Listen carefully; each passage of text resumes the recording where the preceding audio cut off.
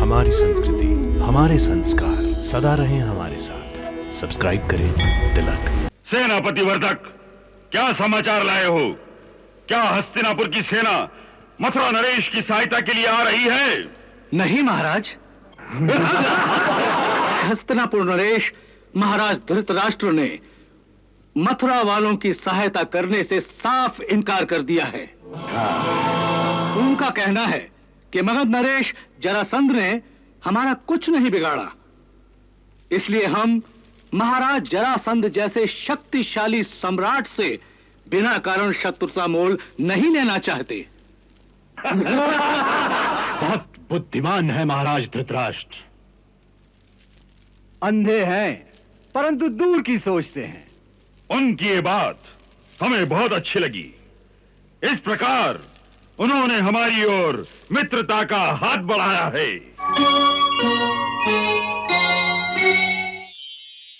यदि किसी और के प्राण देने से कान्हा के प्राण बच सकते हैं तो हम में से हर कोई अपने प्राण देने को तैयार है, परंतु ऐसा संभव नहीं है भाभी, ऐसा संभव नहीं है। क्यों नहीं है ये संभव? क्यों नहीं है ये संभव? क्योंकि ये देवी देवकी की आज्ञा है। उसे मेरे पुत्र की बलि देने की आज्ञा देने का क्या अधिकार है? क्योंकि वो उनका पुत्र है। नहीं, नहीं, वो देवकी का पुत्र नहीं है। वो देवकी का पुत्र नहीं है। वो मेरा पुत्र है, मेरा। उसने उसे जन्म दिया होगा, लेकिन मैंने उसे पाला है, और जन्म देने वाले से पालने वाले का अधिकार बड़ा होता है।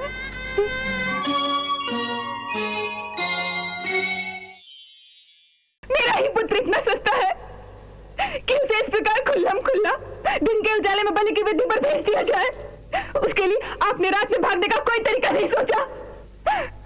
कोई बात नहीं, मैं स्वयं भेष बदलकर रातों रात उसे नदी के रास्ते से निकाल कर कहीं ले जाऊंगी। भाभी, भाभी, भगवान के लिए समझने की कोशिश कीजिए। मुझे कुछ नहीं समझना, कुछ नहीं।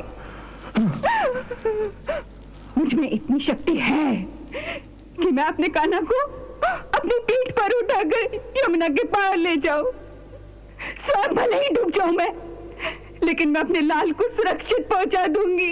यदि किसी और के प्राण देने से कान्हा के प्राण बच सकते हैं तो हम में से हर कोई अपने प्राण देने को तैयार है, परंतु ऐसा संभव नहीं है भाभी, ऐसा संभव नहीं है। इस बात का उत्तर दीजिए, यदि 100 में से एक बेटे को बचाने के लिए 99 की हत्या करवा देंगी, या अपने 99 बेटों को बचाने के लिए एक बेटे को बलिदान करा देंगी?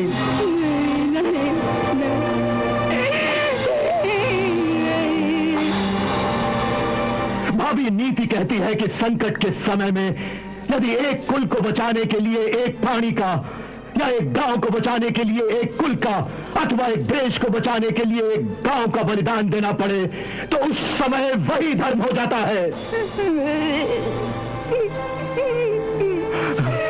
आज वैसा ही समय है। इस समय यदि हमने भावना के आवेश में आकर कोई भी उल्टी सीधी चाल चलने की भूल की तो उसका परिणाम क्या हो सकता है, ये नंदराय जी अच्छी तरह समझ सकते हैं।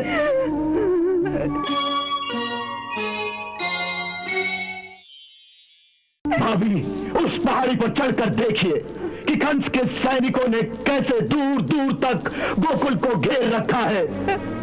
यदि आपने कृष्ण को छुपाने की चेष्टा भी की तो कंस के सैनिक भेड़ियों की तरह गोकुल वासियों पर टूट पड़ेंगे, और फिर गोकुल का बच्चा बच्चा कंस के सैनिकों की तलवारों की नोक पर टंगा हुआ होगा।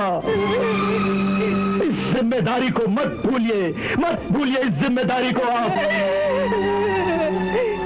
ये कैसी विवशता है?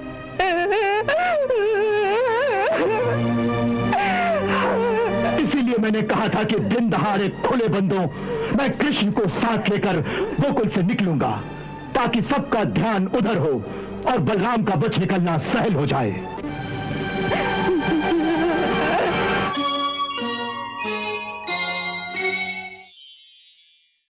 गुप्तचर घूम रहे होंगे, इसलिए आज का दिन बड़े सहज ढंग से बिताना होगा। ऐसा लगे कि घर में कृष्ण के प्रस्थान की तैयारियां हो रही हैं और लोगों को यह कहना कि कृष्ण मथुरा में उत्सव देखने अक्रूर के साथ जा रहा है। उन दोनों बालकों को असल बात का पता नहीं चलना चाहिए, कहीं बचपने में भड़क न उठे वो।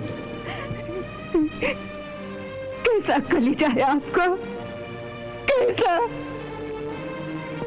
ऐसी बातें करते हुए ना ही आपकी जीवा तर्राती है और ना ही आंखों में आंसू आते हैं।